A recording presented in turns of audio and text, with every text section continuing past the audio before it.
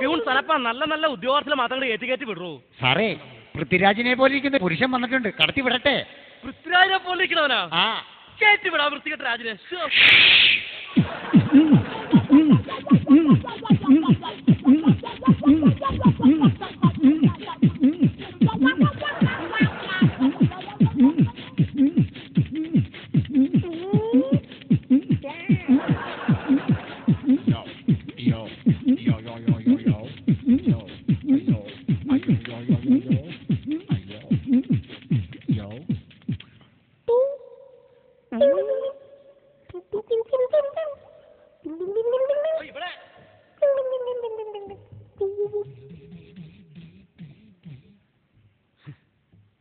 ഇതെങ്ങനെ കടിക്കുവോ?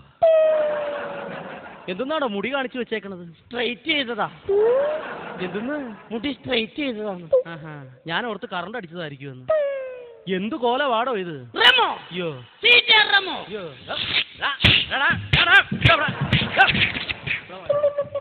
ഇത് സീജറമോ അല്ല, ഇതിന്റെ പേരാണ് ചിത്തഭ്രമം. എന്തിനുള്ള ഇന്റർവ്യൂ ആണ് നടക്കണെന്നുള്ള മനസ്സിലായ? 40 ലക്ഷം രൂപയുടെ ഫ്ലാറ്റ് കിട്ടണ ഇന്റർവ്യൂ. അത് തന്നെ, മ്യൂസിക് റിയാലിറ്റി ഷോയിലേക്കുള്ള ഇന്റർവ്യൂ. ഈ ഇന്റർവ്യൂവിൽ പഠിച്ച് പാസ്സായാൽ നിനക്ക് മ്യൂസിക് റിയാലിറ്റി ഷോയിൽ പോയി പാട്ട് പാടാം. അവിടെ പാട്ട് പാടി നേടിയാൽ 40 ലക്ഷം രൂപയുടെ ഫ്ലാറ്റ് കിട്ടും. അറിയാനുള്ള കാര്യങ്ങൾ. എന്താണ് നിന്റെ പേര്? സാബു. കഴിഞ്ഞിട്ടുള്ള ബൂ. വീട്ടിലെന്ത് വിളിക്കും? വീട്ടിൽ എടാ സാബുവേ, നീ അവിടെ പോയി കിടക്കടാ. ഇവിടെ പറയല്ലേ. അതല്ല, വീട്ടിൽ എത്ര പേരുണ്ട്? വീട്ടിൽ ഒരൊറ്റ പേര് മാത്രമേ ഉള്ളൂ, സാബു. ഇവിടെ വീട്ടിൽ എത്ര മെമ്പർമാരുണ്ട്? മെമ്പർമാരായിട്ട് ആരുമില്ല, ഒക്കെ വോട്ടർമാരല്ലേ. എടോ, വീട്ടിൽ എത്ര അംഗങ്ങളുണ്ട്? അങ്ങനെ പറ.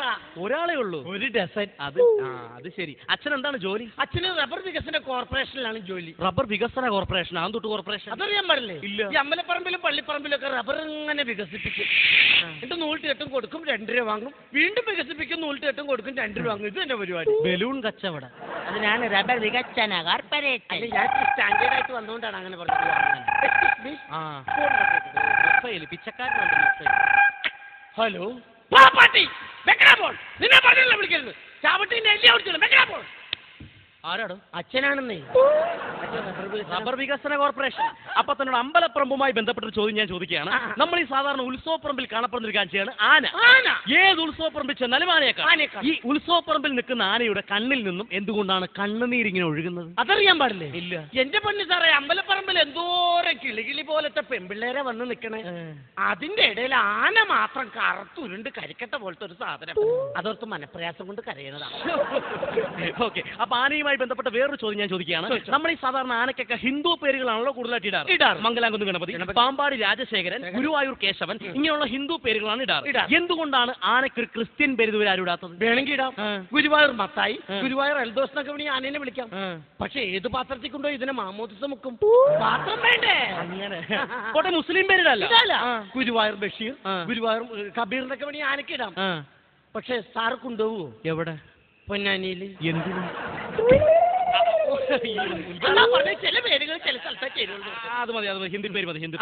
അത് ഞാൻ ചോദിക്കട്ടെ, താനിവിടെ ഇന്റർവ്യൂ പങ്കെടുക്കേണ്ടി വന്നാണല്ലോ. അപ്പൊ ഈ സംഗീതവുമായി എന്താണ് ബന്ധം? ഒരു ബന്ധമില്ല. അവിടെ അനിയത്തി രഞ്ജിനിയായിട്ട് ചെറിയൊരു ബന്ധം ഉണ്ടായിരുന്നു. ഞാൻ ഉദ്ദേശിച്ച ചിറക്കരയിലെ സംഗീതം അല്ല. പിന്നെ സംഗീതം, പാട്ട്, മ്യൂസിക്. പാട്ട് എന്റെ ദൈവം, ഞാൻ ഒടുക്കത്തെ പാട്ടുകാരല്ലേ. ആണല്ലേ? പിന്നെ ഏത് ടൈപ്പിലുള്ള പാട്ടാണ്? പോപ്പാണോ, റോക്കാണോ, മലയാളമാണോ, തമിഴാണോ, ഹിന്ദിയാണോ? ഈ പോക്കൊന്നും അല്ല ഞാൻ പാടുന്നത്. പിന്നെ ഞാൻ സ്വന്തമായിട്ട് എഴുതി സ്വന്തമായിട്ട് പാടുന്ന പാട്ടുകളെ പാടാറുള്ളൂ. സ്വന്തമായിട്ട് എഴുതി സ്വന്തമായി പാടുന്ന പാട്ടുകൾ. അല്ല, ഇവിടെ ഏത് പാട്ടാണ് പാടാൻ പോകുന്നത്? എന്റെ വീട്ടിലാണ് ഈ കുടുംബശ്രീ അയൽക്കൂട്ടമൊക്കെ നടക്കണേ. കുടുംബശ്രീ അയൽക്കൂട്ടം. അപ്പൊ അവരെ കണ്ടുകൊണ്ട് എഴുതിയ ഒരു പാട്ട് പാടാം. അയൽക്കൂട്ടത്തെ കണ്ടുകൊണ്ട് എഴുതിയ പാട്ട്. ഓക്കെ. അപ്പൊ അയൽക്കൂട്ടത്തെ കണ്ടുകൊണ്ട് എഴുതിയ പാട്ട് പിടിച്ചോ. അയൽക്കൂട്ടം പെണ്ണുങ്ങൾ കമ്മറ്റി കൂടുമ്പോൾ ചൂലും കൊണ്ടോടിവാ ശാന്തേവാ. സീരിയല് തുടങ്ങുമ്പോൾ കമ്മറ്റി നിർത്തിക്കോണം. ഒലക്കേം കൊണ്ടോടിവാ ശാന്തേവാ ശാന്തേവാ ശാന്തേവാ. എങ്ങനെയുണ്ട്? അടിപൊളി, സൂപ്പർ. പക്ഷേ ഷഡ്ജം ഇട്ടിട്ടില്ല. എന്നാന്ന്? ഷഡ്ജം ഇട്ടിട്ടില്ല. ഇട്ടിട്ടുണ്ടായിരുന്നു. ഷഡ്ജം ഇട്ടിട്ടില്ല. എന്റെ അമ്മച്ചിയാണ് ഇട്ടിട്ടുണ്ടായിരുന്നു. ഷഡ്ജം ഇട്ടിട്ടില്ല. എന്താ ഈ പറയണത്? നേരം വെളുത്ത് എന്റെ പല്ല് വെച്ച് കുളിച്ച് ബനിയനിട്ട് ഷഡ്ജിട്ട്. ഞാൻ അങ്ങനെ ഞാൻ പറഞ്ഞത് അങ്ങനെയല്ല. ഞാൻ പറയണത് മനസ്സിലാക്ക്. ഞാൻ അതല്ല ഉദ്ദേശിച്ചത്. പിന്നെ ഈ സംഗീതത്തിന്റെ ഷഡ്ജം. സംഗീതമൊക്കെ ഷഡ്ജുടൂ. ഇനി ഷഡ്ജത്തിന്റെ കാര്യം അവിടെ നിൽക്കട്ടെ. താൻ പാടി തുടങ്ങിയപ്പോ ഒരു ടെമ്പോ വന്നായിരുന്നു. പക്ഷെ പാടി തീരാറായപ്പോ വന്ന ടെമ്പോ അങ്ങോട്ട് പോയി. പോകോട്ടെ, ഞാൻ ബസ്സിന് പോക്കോളാം. ഈ ടെമ്പോയുടെ കാര്യം അവിടെ നിൽക്കട്ടെ. സംഗതികൾ കംപ്ലീറ്റ് പുറത്തായിരുന്നു.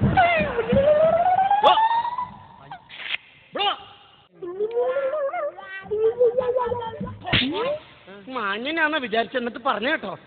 ഇതെന്ത് കോലമാണോ ഇത്? എന്തെന്നാണ് ഈ കാണിച്ചു വെച്ചേക്കുന്നത്? ഇവിടെ പറയുമ്പോ അക്ഷരസ്ഫുടത വേണം. അക്ഷരപുസ്തകമില്ല. ഇതൊക്കെ കരയിലെ മെനകടാക്കല്ലേ, ഇത് ഇന്റർവ്യൂ അല്ലേ, വെറുതെ നാട്ടുകാർ കണ്ടോണ്ടിരിക്കണല്ലേ, എന്നെയും കൂടി എങ്ങനെയുണ്ട്? ഈ ഡൈ എന്നല്ലേ ഇതിന് പറയണത്. പിന്നെ ഇതിന് പറയണ പേരാണ് സ്പൈ.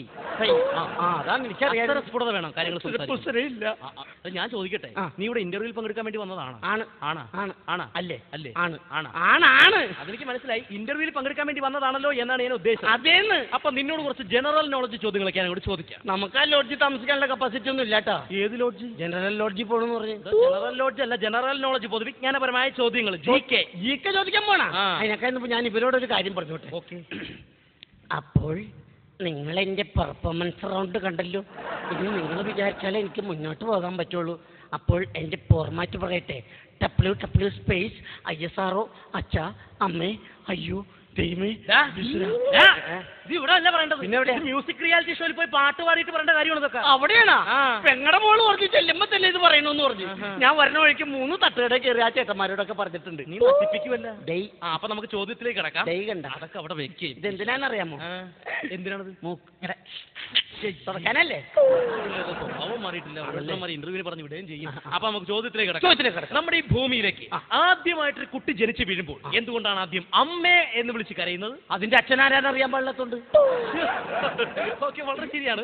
അടുത്ത ചോദ്യം. താൻ ഇങ്ങനെ ഒറ്റയ്ക്ക് നടന്നൊരു കാട്ടിലേക്ക് പോകുന്നു. പെട്ടെന്ന് തന്റെ മുമ്പിലേക്ക് ഒരു സിംഹം ചാടി വീഴും. സിംഹം. അപ്പോൾ താൻ എന്ത് ചെയ്യും? അപ്പോൾ നമ്മൾ ഒന്നും ചെയ്യണ്ട. എല്ലാം സിംഹം വന്ന് ചെയ്തിട്ട് അങ്ങ് പൊക്കോളും. ഇന്ന് കൊടുത്താൽ മതി. സമ്മതിക്കണോട്ടാ, ഇല്ലെങ്കിൽ ഞാൻ സമ്മതിക്കൂല. അപ്പൊ അടുത്ത ചോദ്യം വളരെ ശ്രദ്ധിച്ച് ആലോചിച്ച് കേട്ട് മറുപടി പറയുക. ഈ മരംകൊത്തി എന്ന് കേട്ടിട്ടുണ്ടോ? കേട്ടിട്ടുണ്ടോന്നോ? എന്റെ അച്ഛന്റെ എട്ടപ്പേരല്ലേ? ഇതൊക്കെ ഇന്റർവ്യൂ അല്ലേ? അതല്ല, മരംകൊത്തി എന്ന് പറയുന്ന പക്ഷി. ഈ മരംകൊത്തി എന്തുകൊണ്ടാണ് മരം കൊത്തുന്നത്? അതിന്റെ കുടുംബപ്പേര് നിലനിർത്താൻ. എന്റെ പൊന്നു സാറേ, മരംകൊത്തി പോയി മരം കൊത്താണ്ട് വല്ല റോഡും കൊത്തുവാണെങ്കിൽ ഈ ഇരിക്കുന്നവരൊക്കെ അതിനെ കാണുമ്പോ റോഡ് കൊത്തി എന്നല്ലേ വിളിക്കുള്ളൂ. അതുകൊണ്ട് നാണക്കേട് ഓർത്തിട്ട് അത് മരം തന്നെ കൊത്തിക്കൊണ്ടിരിക്കുന്നത്. സമ്മതിക്കണോട്ടാ, ഇല്ലെങ്കിൽ സമ്മതിക്കൂലാട്ടോ. അടുത്തത്, നമ്മൾ സാധാരണ കഴിക്കാറുള്ള ആഹാര പദാർത്ഥങ്ങളാണ് സാമ്പാറും രസവും. എന്ത് രസം എന്ന് പറയുമ്പോൾ എനിക്ക് ഭയങ്കര ഇഷ്ടമാണ്. ഈ സാമ്പാറും രസവും തമ്മിലുള്ള പ്രധാന വ്യത്യാസം എന്താണ്? അറിയാൻ പാടില്ലേ? പറഞ്ഞേ. സാമ്പാർ കഴിച്ചാൽ നല്ല രസം കിട്ടും. പക്ഷെ രസം കഴിച്ച ഒരൊറ്റ സാമ്പാർ പോലും കിട്ടൂല. അടുത്തത്, ഈ ചിക്കൻ ഗുനിയായും ചപ്പാത്തിയും തമ്മിലുള്ള വ്യത്യാസം എന്താണ്? പറയട്ടെ. ചിക്കൻ ഗുനിയ കൊതുക് പരത്തുന്നു. ചപ്പാത്തി നമ്മൾ തന്നെ പരത്തണം. എനിക്ക് 40 ലക്ഷം രൂപയുടെ ഫ്ലാറ്റ് കിട്ടും പോലെ. അപ്പൊ അടുത്ത ചോദ്യം, ഇതും ആലോചിച്ച് ശ്രദ്ധിച്ച് കേട്ട് മറുപടി പറയേണ്ടതാണ്. അടുത്തത് ഈ തീവണ്ടിയുമായി ബന്ധപ്പെട്ട ചോദ്യമാണ്. നമ്മൾ ഈ സാധാരണ തീവണ്ടിയുടെയൊക്കെ ഏറ്റവും മുൻപിലാണ് അതിന്റെ തല എഞ്ചിൻ ഘടിപ്പിക്കാറ്. ഏറ്റവും മുമ്പിൽ തല എഞ്ചിൻ. ഈ തീവണ്ടിയുടെ ഏറ്റവും പുറകിലാണ് ലേഡീസ് കമ്പാർട്ട്മെന്റ്. പെണ്ണുങ്ങൾ ഇരിക്കുന്ന കമ്പാർട്ട്മെന്റ് ഏറ്റവും പുറകിൽ. അത് തന്നെ, പെണ്ണുങ്ങൾ ഇരിക്കുന്ന കമ്പാർട്ട്മെന്റ് ഏറ്റവും പുറകിൽ, തല എഞ്ചിൻ ഏറ്റവും മുൻപിൽ. എന്തുകൊണ്ടാണ് എല്ലാ തീവണ്ടിയിലും ഇങ്ങനെ ഘടിപ്പിക്കുന്നത്? അതറിയാൻ പാടില്ല. എന്റെ പൊന്നു സാർ, ഈ തല എഞ്ചിന്റെ ഒച്ച എങ്ങനെയാ? ഭയങ്കര ശബ്ദമാണ്. ആണല്ല. ഇതുപോലെ തന്നെ തീവണ്ടിയുടെ ഏറ്റവും പുറകിൽ ഒരു ശബ്ദം വേണമെന്ന് കരുതിയിട്ടാണ് പെണ്ണുങ്ങളുടെ കമ്പാർട്ട്മെന്റ് എടുത്ത് പുറകെട്ടേക്കണേ. അപ്പൊ രണ്ടും കൂടി. അടുത്തത് ക്രിക്കറ്റുമായി ബന്ധപ്പെട്ട ചോദ്യമാണ്. ഒയ്യോ, എനിക്ക് എന്നെ ഇഷ്ടമുള്ള കളിയാണോ ക്രിക്കറ്റോ? ഇന്നലെ കൂടി ഞാൻ 3 ഗോൾ അടിച്ചു. ഗോളൊക്കെ അടിക്കുന്ന ടെന്നീസിലല്ലേ?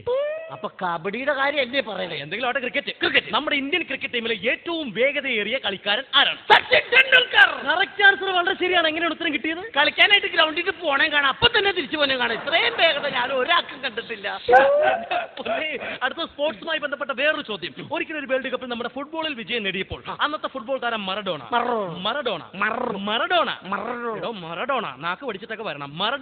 ഈ മറഡോണ അന്ന് വിജയം നേടിയപ്പോൾ സ്വന്തം ജേഴ്സി, അതായത് സ്വന്തം ഉടുപ്പിങ്ങനെ ഊരിയിട്ട് ആകാശത്തിലിട്ട് വട്ടം കറക്കി വിജയം ആഘോഷിച്ചു. ജയിച്ചപ്പോൾ ഉടുപ്പൂരി കറക്കി ഇങ്ങനെ വിജയം ആഘോഷിച്ചു. അതുപോലെ തന്നെ അടുത്ത കാലത്ത് 2020 വേൾഡ് കപ്പിൽ നമ്മുടെ ഇന്ത്യ വിജയിച്ചപ്പോൾ ഇന്ത്യൻ ക്രിക്കറ്റ് താരം ധോണി സ്വന്തം ജേഴ്സി ഇങ്ങനെ ഊരിയിട്ട് ആകാശത്തിലിട്ട് വട്ടം കറക്കി വിജയം ആഘോഷിച്ചു. ഉടുപ്പൂരി കറക്കി. അതുപോലെ ഏതെങ്കിലും കായിക താരം വിജയിക്കണം എന്നത് എനിക്ക് ആഗ്രഹമുണ്ടോ?